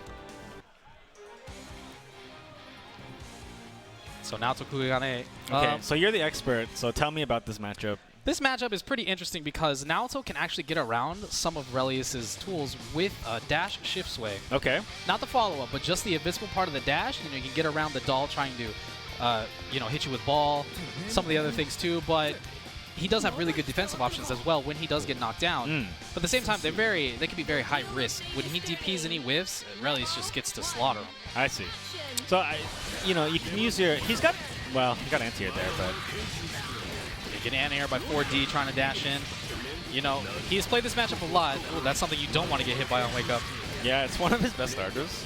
Like an average starter, right? Yeah, just smoking time right now.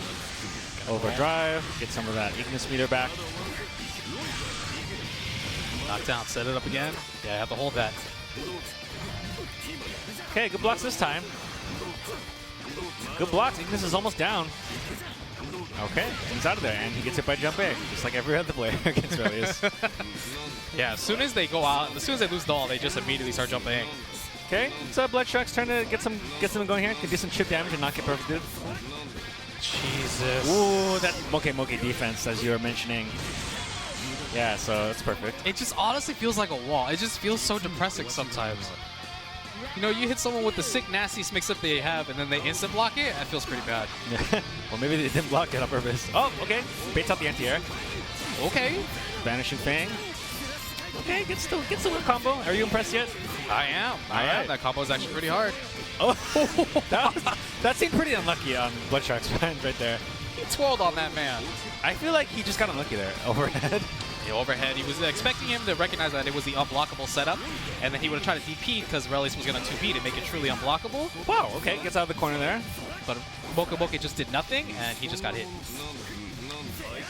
Okay, good choice from Bloodshark, mixing in some jumps in there. Because, we've seen Moke's defense is really good, so he's changing the time and doing double overhead. It worked out. Just run straight at him, force the counter assault.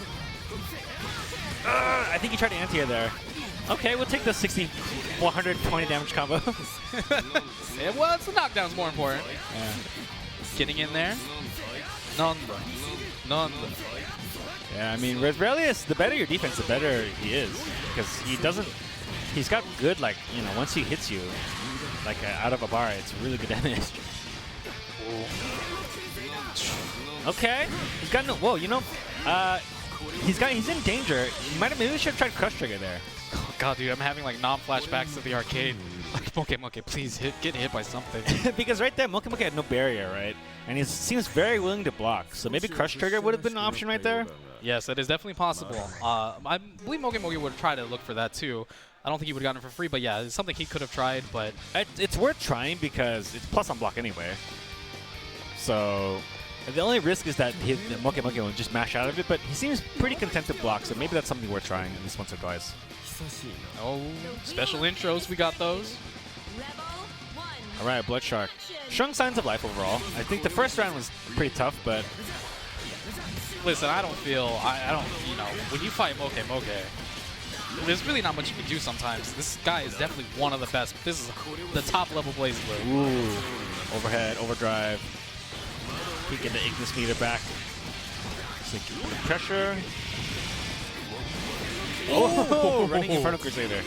Super. Oh, I thought he blocked it. I thought so too. Yeah, maybe. Moke with the eye can do it too. Oh, good pickup. That move has a lot of untechable time. Yes, it does. Good character. I agree. Oh, but look at that dirty mix-up. Yeah. Probably going to get the 50 meter. Might be able to kill here. We'll see. Moke been playing BB Tech for years now with these assist mix-ups. Look at that. Using that 2D, when you block the first hit of 2D, the second hit pulls you forward ever so slightly. And so Moke likes to get those, jump forward, pull you out of the corner cross-ups. Bloodshark gets anti-aired, basically, air unblockable. Gotta block that with barrier. 3000.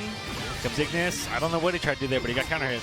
Yeah, he tried to do wake up shift sway, but that gets beat by Relius. Nice throw. Moke 2B. Okay, Moke bursts. Ah. Okay. You got hit with the okie doke. Okay. Okay. Anti-air DP. He's got no Ignis meter, but good throw tech there to get back up. Anti-air's okay. Just left it out there, We're gonna get some good damage off this. And 4,000. Uh-oh. What? Why did he use that super? did a mistake, you think? I don't believe. I think he felt himself a little bit, actually. Just like one hitting the super, maybe? Yes. It's possible. So Astral's no longer a factor. He's got. Okay. Oh! Yeah, he was definitely He's too looking far for it. away! He messed up. If that would have connected. Doesn't kill. No! Okay. There we That- go. He baited him, okay? He did a really crush trigger that was too far away to bait out the super. I like that. Yeah. I say the same things when I mess up. Smart stuff. Okay, Blood Shark is showing some signs of life here. He's got him in the corner, probably. Yeah, nice crouch confirm. Knock him down. Crusader got him in the corner. Mocha has a burst, so I expect him to do it like right away. Okay, this time he gets it. See, last time he did the dashing twirl and it crossed him up, but this time, not this time. Oh, drops the Phantom Pain. Blood Shark is in the catbird seat here, but he gets hit by Relius. And this is where it can all start right now. Knocked him down in the corner. He does have meter. He can DP out. DPRC. Good block. Counter assault instead. Very smart. Oh, gets tagged by the jumpy on the wrong side. Oh, the command throw. Knock it down to the corner. He's got meter. Sets it up. Into the punch super DP. And he gets caught again. Just waiting for that burst so hard. Yeah, it's pretty smart though. This is all unburstable. Yes. Yeah. I mean, that was expected. Well, you know, Blood Shark, I definitely think that you are a strong Naruto player, but when you run up against someone like Moke with the experience that he had, I mean, he's fought me for heaven's sake. Stop it. Cut it out. But he has played, you know, a lot of Naruto's. He's played like Kamikaze. He's played Gonzalez. You know, they're part of the Shinjuku Sportsland boys. Going to the arcade constantly. Yeah, I thought that last round was really close. I think when he took the super on purpose, it was probably a good idea to just like fall on the ground and then just do like a wake up from the ground. And then when you're on the ground, you could probably even do like wake up overdrive to just see what's going on again. Yeah. And that might have been the play there because he had overdrive. And you know, once you get hit by Relius, it's all basically unburstable. So that probably would have been the play instead. Yeah, that 2C 4D loop just unburstable and able to take the burst at the end too. All right, and looks like we've got our final BBCF match for this segment. This block of your time.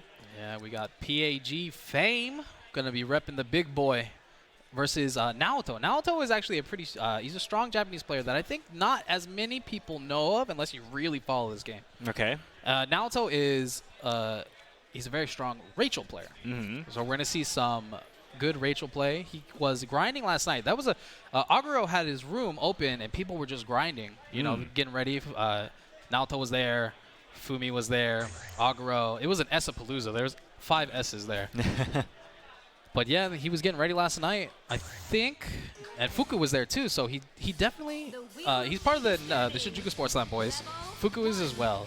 And I definitely believe that he's going to have the Susanoo experience, but you know we got to see what Fame brings to this matchup. Yeah, and like Shinjuku Sportsland, if you don't know, is one of the bigger arcades in the Tokyo area. One of the last remaining ones, really. But one of the few venues that still runs like weekly tournaments. So it's like a hot spot for a lot of the top Lazy players. People still playing, mostly for pride and glory out there. You know what it is? You know the next big innovation? I'm calling it right here. The next big innovation is console cards, where you can have the data like stored in your controller or something. There's something about having a card with all your data on it that makes the arcade so fun. It's true. Feels like you're part of a club, you know? Yeah. And then you get your rank. Man, I wish people could look at my Hades rank when I play offline. Yeah, I don't think you'd be Hades if you had to like bring the rank back to your arcade. No, not an arcade. Netplay though. I do think it's funny. I remembered Harada tweeted about online Tekken rankings in other countries.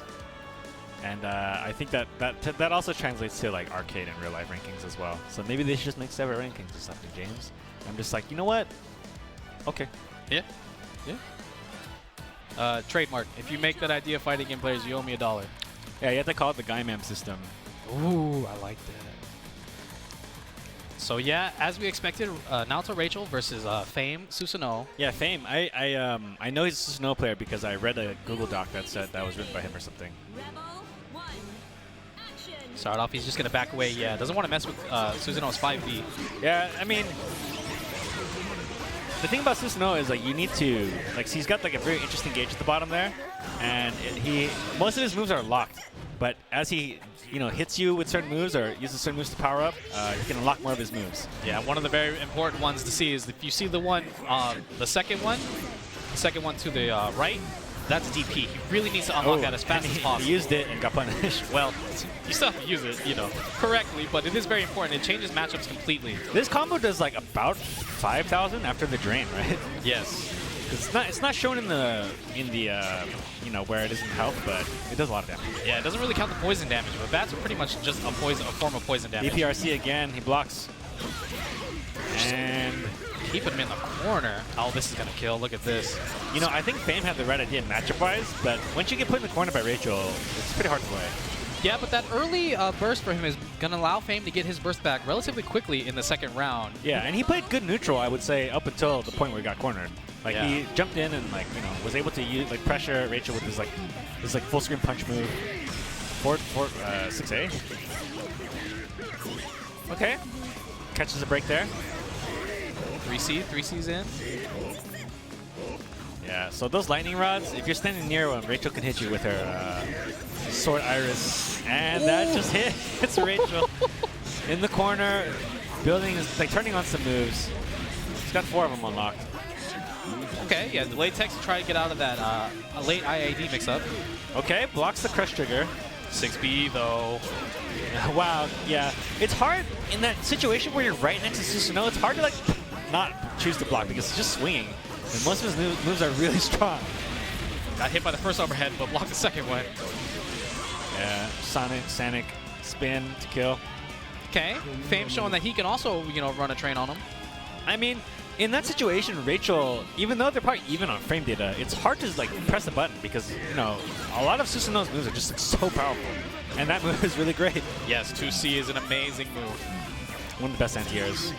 Hitting behind, above. Overdrive through that, and tries to DP, and he's going to lose another 5,000 for troubles. Yes, when Susanoo goes into overdrive, he has access to all his specials, even though it's not unlocked. And so he went into overdrive and tried to use DP, maybe try to catch Naoto unaware that he could do that. Yeah, that was very cute, but I think Naoto had his number there. Or maybe he was just safe against DP.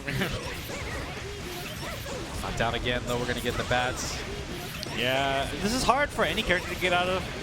Susanoo, he doesn't have his DP right now, so yeah. And in that situation right there, as you saw, his health just melted away. It's because when you have the bats and you win them, the drain just gets more intense. Yeah, if you saw that 3.8, it's a lie. It's a big lie. It was closer to 5. I thought that match was, in terms of both players' strong points were in full display there. And both players' weak points as well. So it's kind of up to whoever can kind of tighten up on that end. Fame got both of his DPs baited. Yeah. Or all 3 of them, really. Yeah, no DP worked. Yeah, so that's tough if you're going to use that as a defense tool. But then he was able to knock down Naoto and just keep him in the corner that second round. Wow, great overdrive. Just overdrive challenge with 2A. Panic. Didn't unlock. Yeah, interesting. I think he's pretty confident that he can overwhelm Rachel in that mid-range, but I like the delay tech to get out of that lightning run setup. yeah, good block, and then counter salts out. Okay. 6B. Yeah, locking her down, and he gets caught low there. Overhead.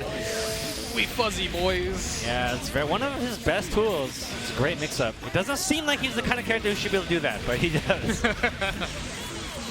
We don't question it. And as we mentioned before, I think both players' really strong points are really showing here. Fame, once he gets into that mid-range, even if it's kind of a neutral situation, he's very confident that he can overpower Rachel. Yeah, which is why he's been bursting pretty quickly, but now Rachel's going to get the chance to knock it down and run it, homie. Yeah, good block. Good block. Well, okay, it's good to get hit on the second one. If you get hit on the first one, it's much worse. Rolls into it. That's not good, but... Yeah, unfortunately, kind of a bad decision there. He hasn't been able to get started. Ooh, no tech too. Yeah, I tried to no tech there to try to catch. If you no tech and they combo too early, it's a continuation of the previous combo, so you take a lot less damage. But yeah, he was trying to maybe time it so that the frog activated right as he was getting invincible for his get up, but just mistimed it. That's tough right there. Once again, it's just these matches have been completely lopsided. Yeah, each round catches him with the it's air blockable. Good block, but doesn't block the second one. That's the tough part about it. There's 2 or 3 of those in a row. Knocked down again. Setting up George. Okay, overdrive through. Ooh, gets the air tag out. Sanding spin. Kick some dirt. Get off me. Okay, and I think Naruto, that's probably one of the first times he defended himself correctly. Yeah, there we go. And this is really bad for Fame here. He's put in the corner and he's not shown a lot of success here. But counter salts out. Like that. Yeah, didn't really Okay, walk up throw. A little too gutsy. Naruto sees it and punishes. Sometimes you just feel it in your blood, you know? Yeah. Tech out, but yeah, Naruto got another hit here. I think he's got a 100-meter. I don't think he can kill, but we'll see. I think he might be able to. 1, 2.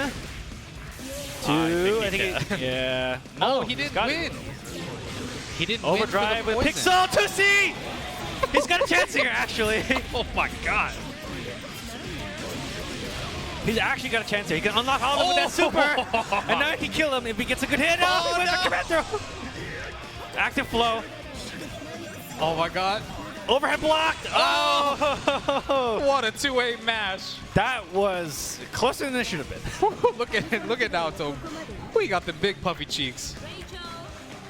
Ooh, yeah, that was, I mean, you could easily lose in that situation. After Susanoo unlocked all of his moves, I don't know, man, that's tough. Yeah, when any hit after that is just like, ow. Yeah, so good on Naruto to clutch it out there. He blocked the overhead and then went for the 2A to punish, or not punish, but, you know, to challenge. Oh, yeah, overhead would have been death. And that's it. Oh, yeah, that would have been death. So that's it for BBCF for today. We have a sign that we cannot show on air because it said make Potemkin great again, so we can't do that. Yeah, no, sorry. So, that being said, we're going to close out BBCF for now. We'll be back with top 32 later on in the day. Yes, but next we've got Guilty Gear. Guilty Gear. Exurb. So, yeah, we'll see you guys soon. Don't touch that dial.